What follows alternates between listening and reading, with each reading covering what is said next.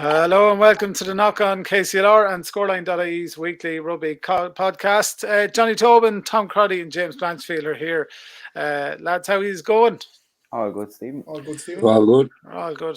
All good. No one's stressed out. Everything is good. Yeah. Lads, it's been an interesting week in terms of rugby. What's going on in England with Wasps. You know, there's talk of Stuart Lancaster, Leinster's coach, heading to Racing. That's an all but confirmed deal. Leinster get their first home Pro 14, I keep calling it that, the URC game underway on Friday night. We'll talk about all that later, but we'll start with the local stuff. And James, your J1s were out in action last weekend against Ashbourne, and we were following it via the WhatsApp group and Twitter and everything else. It wasn't looking good, and then it was. Yeah, it wasn't looking good, to be fair. I think it'd be very easy for me to sit here and criticise what was, I'd say, a very disjointed first half performance. It was a disjointed first half performance. Collectively, individually, lads did very, very well in the first half, but it wasn't until the second half that we really kicked off. Despite we got the first score of the game, Dave O'Leary got that off a driving maul out, or a driving maul off a line out, did very well to get over. But it was kind of like we were trying too hard to complicate our game plan in many respects. And I think individually it was working. Collectively, things just weren't going right, and we were going over and back the field a lot. Credit to Ashbourne, they defended really well, but I think we might have made it a little bit easy for them. But as I said, it'd be easy to criticise. We need to look at all of the factors as well. That the first probably only had one hit out before Ashbourne against Carlow the previous week, where they played again average but lost to Carlow. This week they played average for the first half and found themselves trailing. 15-5 at half time or 15-8 at half time. But in fairness to them, they switched it up in the second half and they kind of took it back to basics, particularly for the final quarter. It was brilliant, like simple little play, 9-10. Jake McDonald popped a short pass to Joe Manuel, and Joe, as he does, everyone thought he was looking for contact, so two Ashbourne defenders fixed in on him. Lovely little pop pass out to Podge Man from well inside his own 22. Podge went the length of the pitch, put a grubber kick through for Lyndon Brannigan to run onto. Lyndon was completely cleaned out of it with a 2-footed tackle. It was like something now, if you saw it in junior soccer, you'd say it was a red card. Like it was bad. Now, it probably should have been a penalty try, but I would say our players' reaction to it created a little bit of a set to, as we'd say, and Lyndon saw a yellow card, and the tackle and Ashbourne player saw a yellow card, so both of them went off. And I'd say Ian Thompson, who had a great game, really good game as referee, I'll get on to him in a minute, probably said, you know what, there was an overzealous reaction there from the Kilkenny players. Instead of giving the penalty try, he gave a line out. We took down off the line out. Wes Carter went over. A few minutes later, Johan Lewis went over again for another try. Really well worked try. Again, probably down to good refereeing and good communication between players and referee. Ian was talking to the players, telling them what to do. Johan was offside, told him to take a step. He took 2 steps back, came through, charged down the kick, the box kick from the Ashbourne scrum half, and dived over to get the try in the corner. Hugh Corkery kicked, as he does, pressure kick from the sideline, conversion off the post over the bar, and that was kind of be the final score of the game.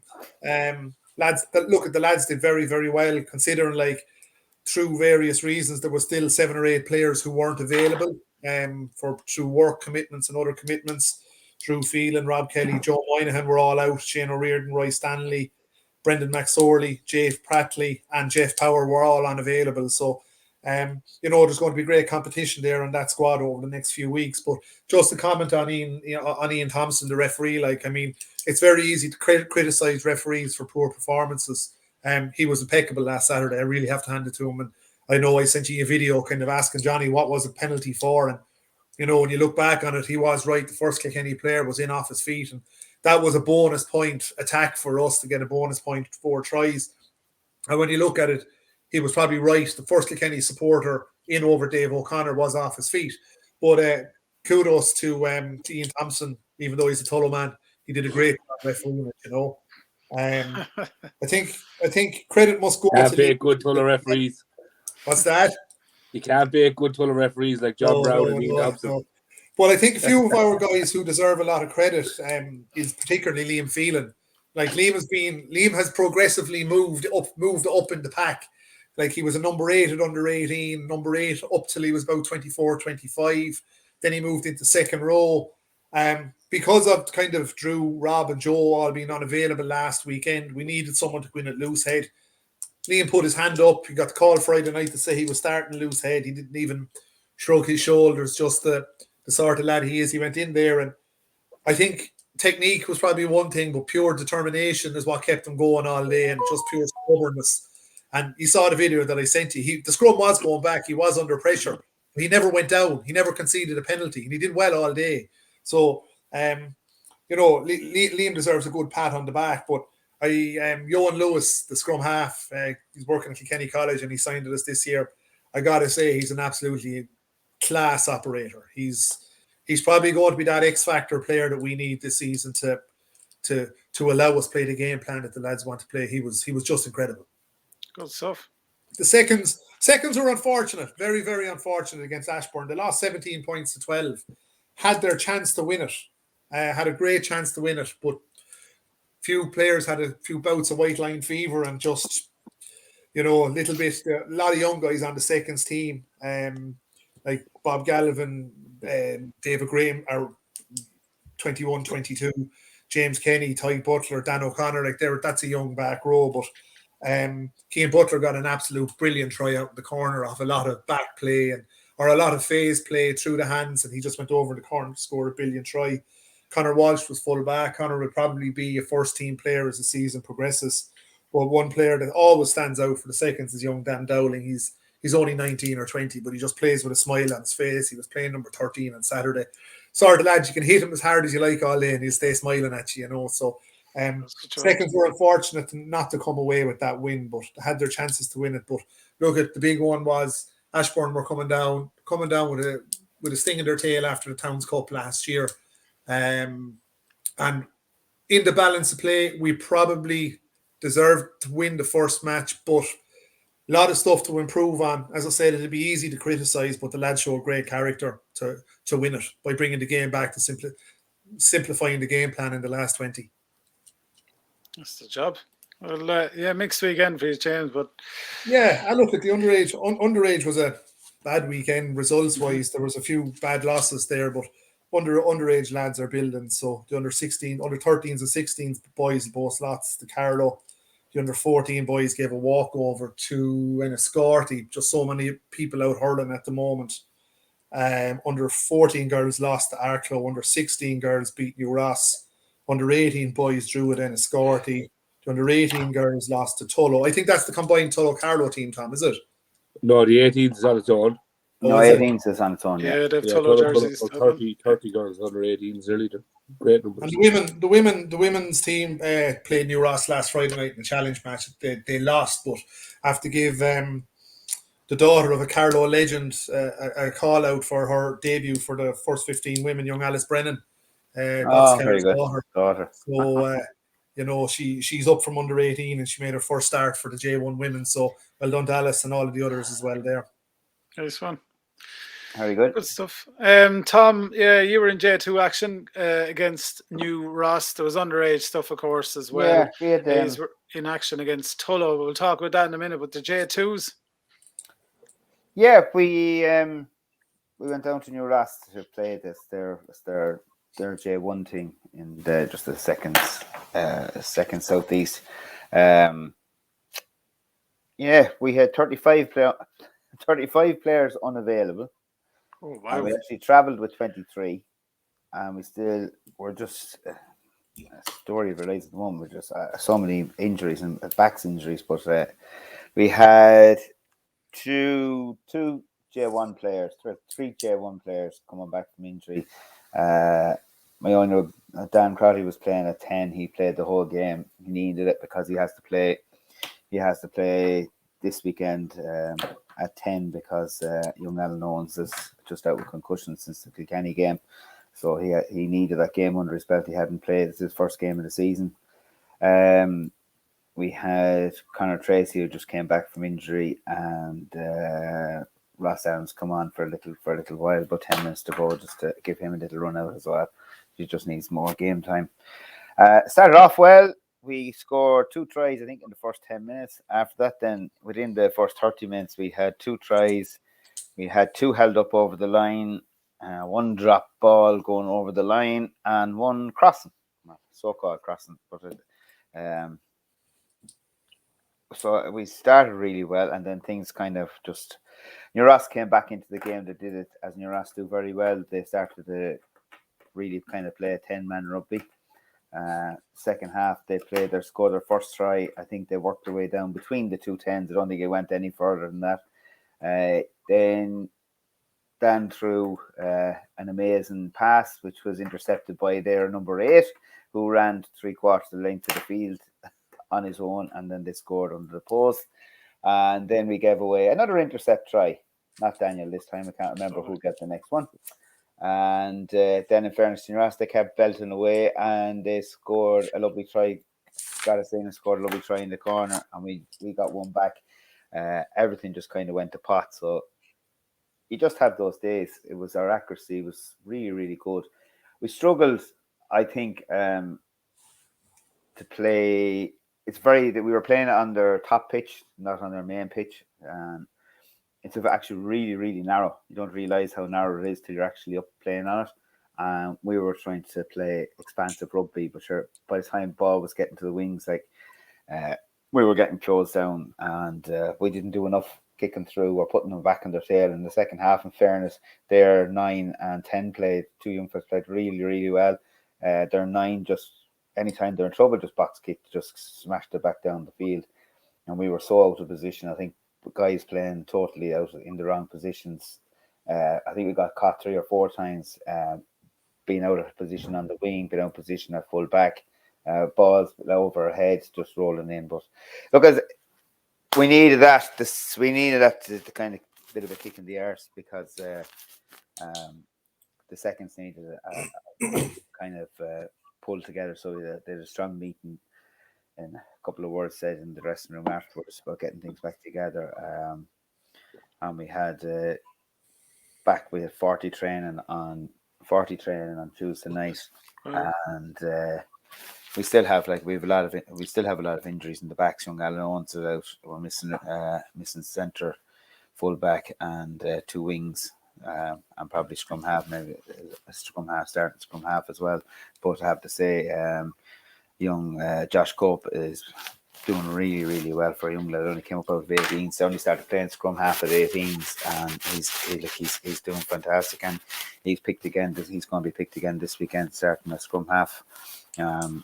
We're looking forward to. We're playing. We're going to Mullingar the weekend, which is no easy task. Mullingar are launching their new stand, so they're going to be gung ho for us. So we have a really, really tough, really tough time for going up there now the weekend. But I think if we can just play the rugby that we played against Kilkenny in the first half, if we can continue to play like that with the intensity, I think that we should come away with the win. You find though, Tom, going up there to play on the 4G up in Mullingar, to keep that intensity up. I mean, no disrespect to you, but the intensity that you brought to us in the last 10-15 minutes, you were tiring. On that 4G pitch, how do you think that'll go for you? Yeah, I think at this time it'll. I think we're looking at the team. I think we've a fairly mobile. The bench will be a bit stronger than it was the last day. Okay.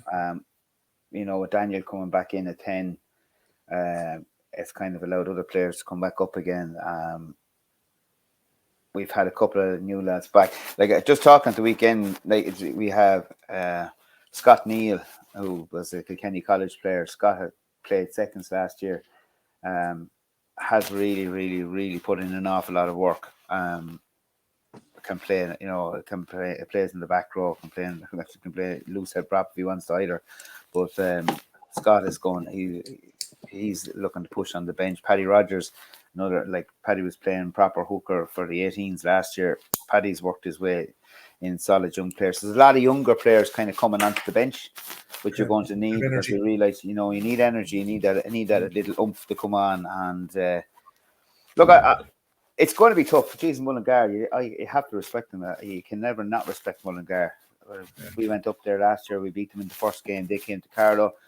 We were switched off and they beat us. So we all know they're a good side. Always are a good side, and a side you have to be wary of, and especially when they have a launch day of something. Any club that is launching a new stand or pitch always wants to give a good performance on the first performance out of the way. But look, we're just going to go up there. We're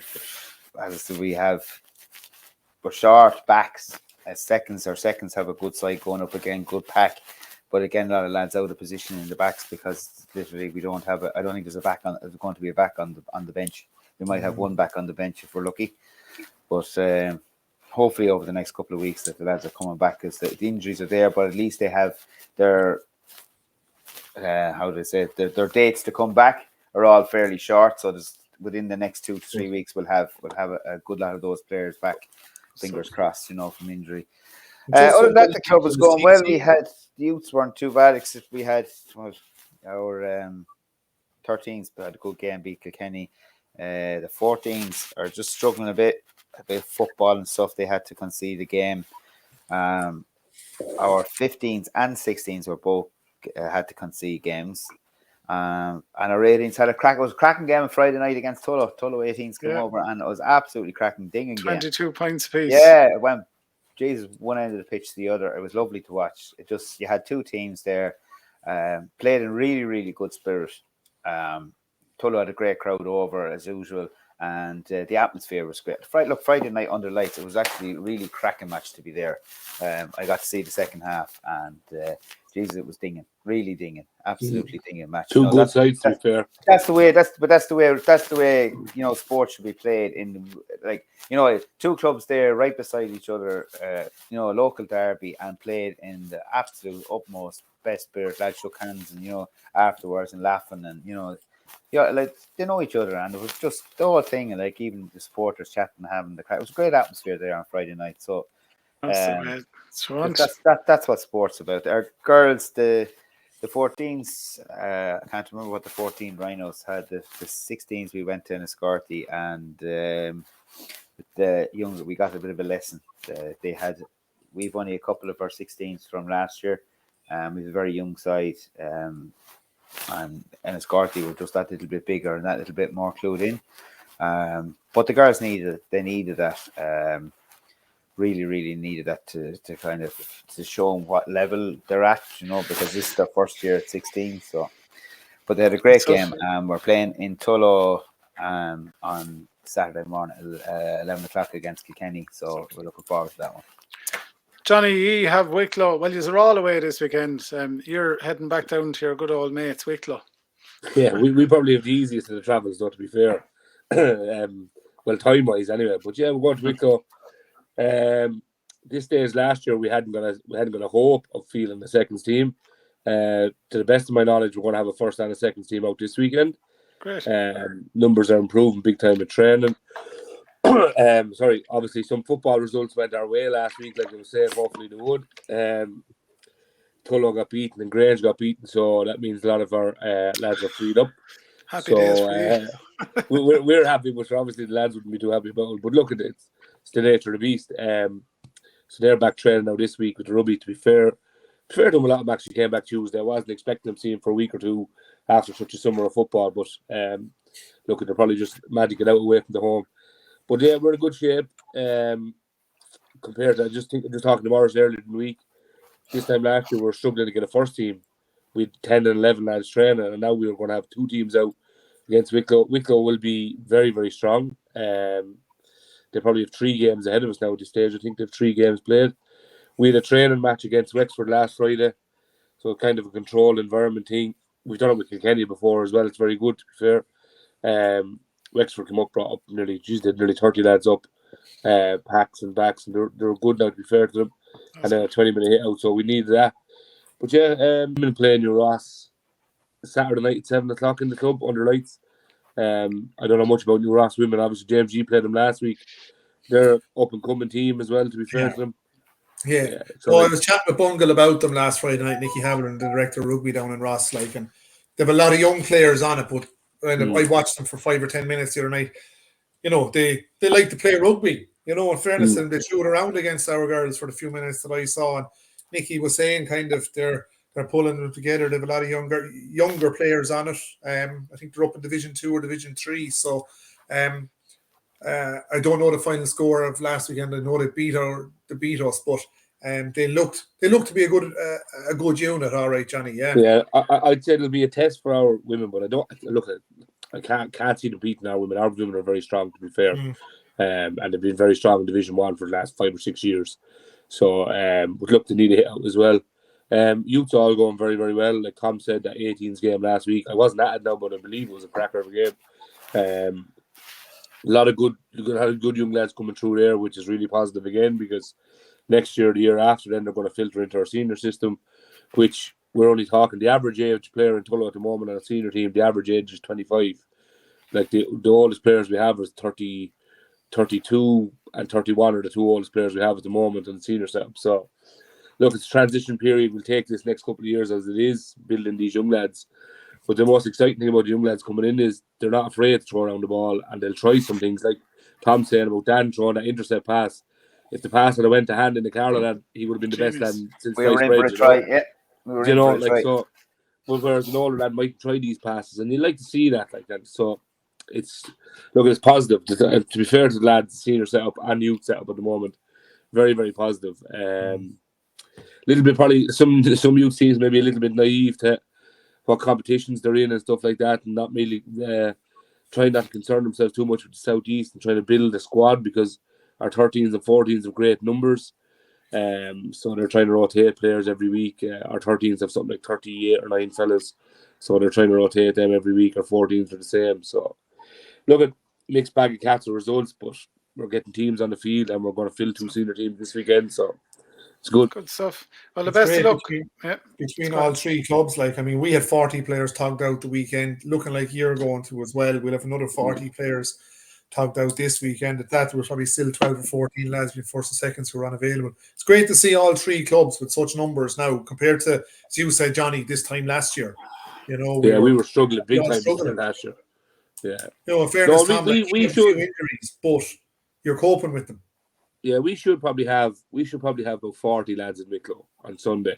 Maybe 35, 40, and then a couple of lads obviously might bench for the first as well. But this time last year, if you told me we were going to have 35 lads next week, I'd say you're raving, because we could have 10 or 11 lads training. So it's obviously turning around, to be fair. Look, at the inclusion of the 18s team last year is massive. And I said it a couple of weeks ago. I think the club failed for the last 4 or 5 years with our 18s and 20s. Last year, it didn't fail. We got it right, and we've retained 14 of them. So, one lad has gone to Lansdowne, Adam Day. He's in with the sub academy, so in Leinster, so he has to go to Dublin. Everyone else then is still of age for 18.5 rugby. So anyone who was available to go up to senior rugby this year has came up and has stayed with the club.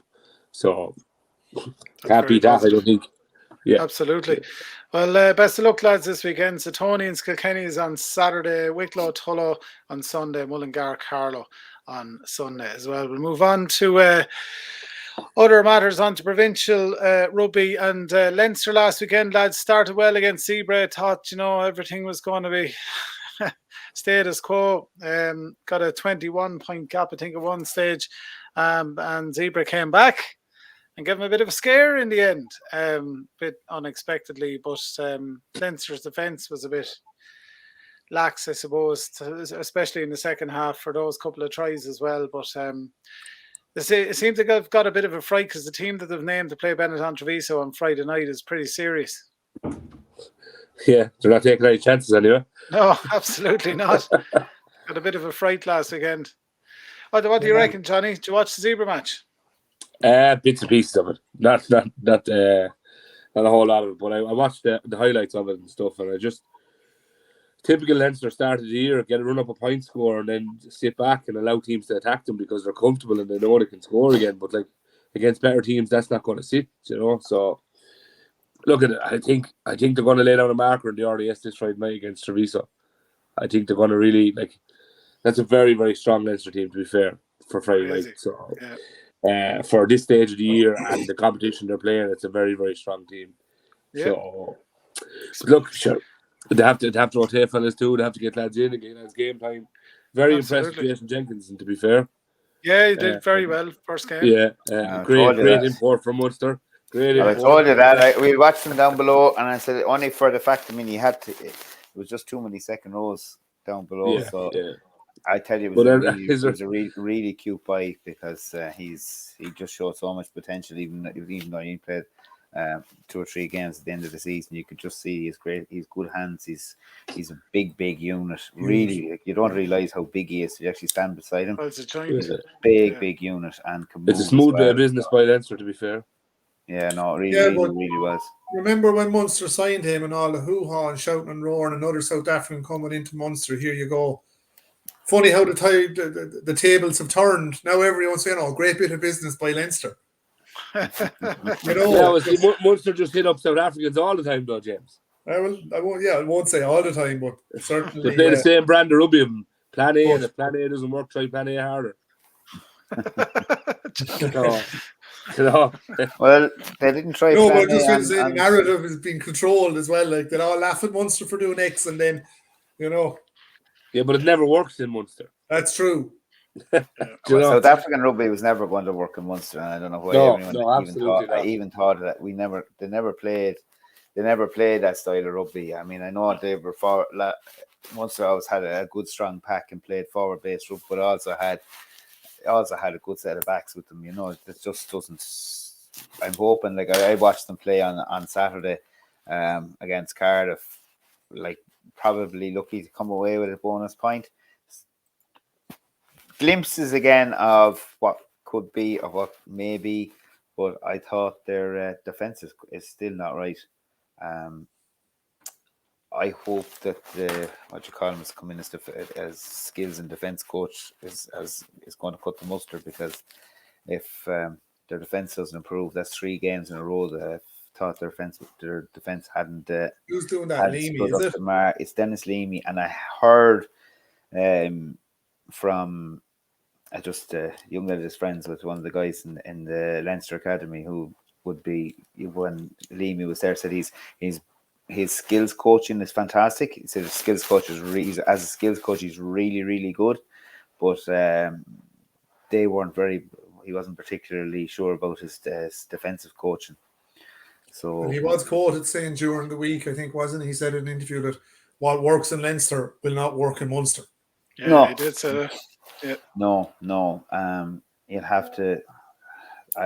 I don't know. Look, I think both sides. I saw Leinster. I mean, Leinster went out as usual. I think they just got a bit lax together, knocked up a few tries, and kind of took the foot off. I think they need the team they put out. I mean, of course they're going to do that. First home game in front of the crowd. Need to get everyone back in traction and back going. So I mean, and Frawley there 10 is just I can't wait for that. I'm actually looking forward. I hope he plays, because I saw the Irish Times, the little article in the Irish Times had put in that Frawley Frawley heading with the Irish was a bit of a joke. Luke Fitzgerald wrote that, wasn't it? Yeah, I didn't see who wrote it. I just saw the headline. Yeah, Luke Fitzgerald. There going, I think Frawley. We all said it here that is a good tester. And he's going down as nearly a senior player amongst that group. He has to be shown as a leader. So, I mean, there's more than him that needs to be tested down there. There's more than him that's going to be looked at. But from a 10 point of view, or an Irish out half point of view, I think his ability that he's going down there will show how his leadership works. I think that's the best move out of this whole emerging Irish team is Frawley going at 10 and the young lads in the second row, Thomas Ahern and Brian Dealey. I think them 3 are the best thing to come out with that emerging Irish team. But look for sure wrote the article in the Irish Times, Tom. Yeah. Was that it? I didn't say. That's the saying. I only saw at the top. I didn't see who wrote it. Yeah, you I find might he well talks a lot of watch jump Pain Try. sometimes. I think he likes being he likes to try to be the controversial. Yeah, He yeah. doesn't want to The seem right too keen of rugby. Leinster. Yeah, Yeah. well, I'd love to. I I need to jump off. I have to go pick up kids. Best of luck James, best of luck this weekend yourself. Yeah, Yeah, James. absolutely. Okay. That's James Blanchfield there dropping off the podcast. Life duties call. We'll continue the conversation here, lads. Yeah, someone went as far as saying, and I had a conversation with them, that the Emerging Ireland tour is designed around Ciaran Frawley to get him game time. That was the off the ball conspiracy theory. Yeah. And the lads in work was saying it. You can't. There's a few Even lads the not old happy young fella, about we were it. just saying this here. Like, you can't pay for a tour just to organise a tour around one To person. get a couple of caps for a lad. Yeah. Look, as I said earlier, he's one of the more experienced players going down. Yeah. He needs to front up. You have to see how he controls playing with all these young players and how he organises a back line. But I mean, like we said it there, like Johnny said it, like the 2 second rows are important. There's back row players important. There's other players down there have to be seen. There's a Balacombe, all those lads that are going down there. Everybody wants realistic players who are really important. It's really important for them to go down and get this game time. Yeah, and the others need a chance to give them. Like, it's like a pat in the back too. Like, they're not kids anymore, so we shouldn't be calling them kids. As young men, everyone needs a pat in the back, and that little pat in the back can bring on somebody. A player that's 22 years of age can suddenly, in the next couple of years when they hit 24, 25, 26, become really, really good players. And compete when they get more physical and learn the game a bit more and get more experience. They can turn out to be really, really top class players. So it's good for all the provinces to have. Look at O'Driscoll at that age here. Yeah. O'Driscoll at that age was lighting up the world. You know? It was. We could find a diamond in the dirt. Yeah, absolutely. So the Ciaran Frawley thing is not just a look and see; it's a project now at this stage. He's in for 10 for Leinster. That's, there's, I wouldn't say panic on for number 10. The Byrne brothers, though. Oh yeah, Jesus! Especially they're battling it out there for the last 2 seasons, and then hey, listen, sit back there. They throw this lad in there now. Yeah. Particularly, maybe Ross will probably be okay, but you feel sorry for the younger brother, all right. I think they expected a lot more from Harry. We knew what we were getting with Ross Byrne. I mean, Ross Byrne is. I said he would be fantastic. Excellent 2.0. Munster would be delighted with him because they don't have really they had a period, but hopefully they might have some young that's coming through. But any other province would be delighted with Ross Byrne as their number one out half. 100%. He's a fantastic player. He distributes the ball well. He kicks well, but he's not that outstanding international player, and just proving it. And I think they thought Harry was going to be the next great white hope, but again, Harry hasn't really come through like that. So there's a lot of smoke blowing up to him too, as well. To be fair, if you believe in it, then it doesn't do good things. I'll just go through that team, lads, the name for Leinster, just for anyone that's listening that hasn't heard. So it's Andrew Porter, Dan Sheehan, and Michael Alalatoa, Jason Jenkins, James Ryan. Ryan Baird is at 6, Josh van der Fleer 7, Ken Doris 8, Luke McGrath, Ciaran Frawley, Dave Carney's on the left wing, Robbie Henshaw and Gary Ringrose is in the centre, Gary's the captain, then Jordan Larmour and Jimmy O'Brien, and on the bench, Ronan Kelleher, Ed Byrne, Healy, Maloney, Connors, Foley, Ross Byrne and Nagati. That's a Champions Cup side you could put out, you know what I mean? Yeah, it's interesting to see Healy at tight head sub again. Yeah. He's getting longevity out of his career by swapping over. Yeah, with becoming versatile or something. There's life in the old dog, yeah.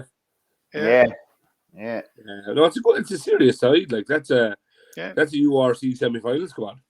Yeah, it is. Yeah, our final squad, like it wouldn't be a million miles away from it. Maybe the inclusion of Sexton or something, but like other than that, it's fairly on the money. Yeah, no, it's good stuff. Yeah, it's a good side. I can't. There's no Munster side up yet. I haven't seen the rest of them. So no, they're playing the Dragons on Sunday. Yes, they probably want to release. He'll be up to tomorrow. Then won't be up to Friday. I'd say. Yeah. That's it. All right. What do you? I would like to be Treviso's defensive coach. like tomorrow night, like, because I'd say there's going to be a lot of open play breaks where Leinster's going to run amok. I actually do believe they're going to run amok tomorrow in the RDS. Hopefully. I think they're going to have a field day, to be honest with you. But any team that was going to meet Leinster in the RDS in the first day back in the year. Good like luck we've spoken about a million times about the atmosphere in Thomond Park and in the RDS. There's nothing like it. So it's first home game of the URC in the RDS. Leinster won't be pumped. Yeah. Looking forward to it. It's on TG Car as far as I know. So if you're good at your Osquelga, you'll enjoy that one. The other rumours just regarding provincial rugby, well, it's nearly confirmed now at this stage, is Stuart Lancaster possibly heading to Racing as coach, which would be a bit of a blow for Leinster, but it's all but confirmed now at this stage. Plenty of publications speculating about it. That's going to be a bad bit of business for there if Stuart Lancaster goes. I thought there was a rumour last month that Cullen was going to move into a director of rugby role and Lancaster to move into a head coach role. Oh, interesting. Yeah, like that's just a rumour and a grapevine I heard, but you'd imagine the RFU would push that role to keep Lancaster because he'll be a massive loss. And anywhere he goes, he'll be a massive gain, obviously. But he's got to think of the experience and I suppose the financial side of it too, because Racing have the purse. So yeah, that's the scary thing, Johnny, because they have the money to throw at Laurent Travers, is it? He's the Racing 92 manager. Just checking Twitter here, lads, as we record. It just says, it was published half an hour ago, Racing 92 confirms Stuart Lancaster approach. I haven't confirmed the news, but they said a lot of things are written that aren't true, but there have been talks. And there are talks, and we're not going to hide it. So they've confirmed that the dialogue is happening anyway. Yeah, there is chats, but I'd say there if you will throw a lot at it now to try to hold on to him because I know a lot of people credit Leo Cullen, but you have to credit Lancaster. Yeah, he's been instrumental in Leinster's success over the last 3 or 4 years. So. No, he's their coach. I mean, at the end of the day, he's their coach. We all said that. I mean, Leo Cullen is obviously a really, really good manager, and the fact is, the credit of Cullen to get good lads in behind them. Well, it's putting a team together. Your manager is not just it was like Kidney over in London Irish. It's who you bring in and trying to get that team around you to be able to compete. And you couldn't ask for someone better than Stuart Lancaster. Yeah. I mean, to be honest, he owes nothing to us. He's been really, really superb for Leinster. So it's a big loss. Look, it is a loss, but coaches move on. He's been there. He's been there a long time. So yeah, and the thing, Leo's only signed rolling 1-year contracts, I think, as well. So this is probably on the horizon and mooted a bit back. So he's probably holding out for it as well to see what happens. That's why. That's what the talks was. The director of rugby talks was that he'd go in there. Yeah. But Lancaster done an interview early in the summer saying why couldn't he stay in Leinster for 10 or 15 years? Yeah. So he obviously likes where he is. Exactly, and the thing about Racing, Johnny, as well, is that it's in only Paris, so it's a quick trip home because he's big on being close to home and flying over and back and everything as well. And sure, Paris. Yeah, it wouldn't be a bad bit of business for him either. It'd be a great place to go. Yeah, he'd have great players at his disposal. He'd have a great budget at his disposal as well to get in these players. But it'd be a massive loss for Leinster, obviously. But the giant organisation that Leinster Rugby is, I'm sure they'll find a great replacement if he does leave. Well, fingers crossed. See how deep our pockets are. Well, that's the good thing about Leinster, to be fair. They don't seem to overpay or be high profile for paying. They pay probably the right amount, to be fair to them. But you never hear them being such a big club for person. They produced all their own home talent. They have very little players brought in that are not from their academy or their provinces, to be fair. Yeah. So, and the majority of Irish provinces are like that too. Fairly strong academies. Well, that's why there's strict controls on us. Bar Munster. I know, Stephen, you're going to say, our budgets are really tight. They're tight. They're the same budgets as everything. To be fair to their review, to keep a very good handle on that stuff. You never hear of the Irish provinces in wage scandals or in salary caps or anything like that. You've never even heard of any talk of it. So. Going out buying cans for supporters and trains and stuff like that. No, well, Yeah, like- well that's why Blaney. Ed Sheeran was playing at Thomond Park. Wasn't just there for the good of his health. Like Ed Sheeran was there because they needed the money. Absolutely. And that's, I know that people, supporters are a bit peed off that they that he was It's a business playing at the end of the day, Tom. there, but they had to make money. Once you have to pay for that house. Yeah. Yeah. You know? Absolutely. I Lads, doubt there's any GA fans giving out about Gareth Brooks doing 5 concerts in Crow Park. no, Absolutely. they're all up there. No, as if they don't have enough of the cash anyway. Yeah. Oh, lads, absolutely. Come here, that probably wraps it for this week, I'd say. We'll catch up with you next week after your games. Kilkenny Suttonians, Wicklow, Tullow and Mullingar, Carlow. All J1, J2 action this weekend, lads. The very best of luck with that. We'll keep an eye on how Leinster get on the weekend. Go ahead, Johnny. Just before we knock off, I want to give a shout to the Kilkenny College senior rugby team yesterday. We were 31-7 down at half time against St. Munchins, and probably blowing a lot of steam out of ourselves at half time. Came back and won that game 42-36. Brilliant. Well done, So Danny. really That's good. great To be fair to the lads, they put in a massive effort. And anyone that was on the sideline yesterday at half time was saying, I head back to school here. I think I'm actually going to head back to class rather than watching another half of this. But we got on well. And Keith Wood actually was down at the game. Two of the young lads play on the Munchins team. Nice fella, actually. The centre and fullback, Keith Wood's young lads were on that team. And they had 8 Munster lads in their squad as well. And a few internationals there too. But really good, really good stuff. And lads put in a serious effort. So hats off to them. Lovely. Yeah, well done to lads. Absolutely. We'll wrap it up there. So, folks, Johnny Tobin from Tullow Rugby Club, Tom Crotty from Carlow, and earlier with James Blanchfield from Kilkenny on. Go well this weekend, lads, and we'll talk to you best of luck, everyone. next week. Yeah, cheers, Sam. Best Have luck, a good Tom. one, Cheers, folks. Steve. Good luck. Bye-bye.